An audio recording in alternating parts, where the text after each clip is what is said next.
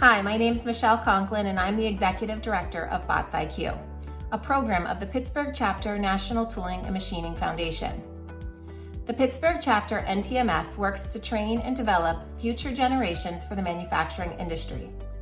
This is accomplished through its high school program, Bots IQ, the Pittsburgh Chapter NTMA Apprenticeship Program, and continuing education opportunities for industry professionals. According to Deloitte and the Manufacturing Institute, more than 2 million manufacturing jobs across the United States could remain unfilled between 2018 and 2028 due to advanced technology skill requirements, misconceptions about manufacturing jobs, and the retirement of baby boomers. Undeterred by the global pandemic, workforce shortages continue to be a top concern for manufacturers.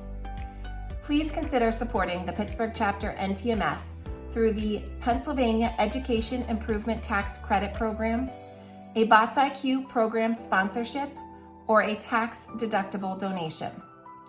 Your contribution helps our regional economy fill in-demand positions with skilled talent.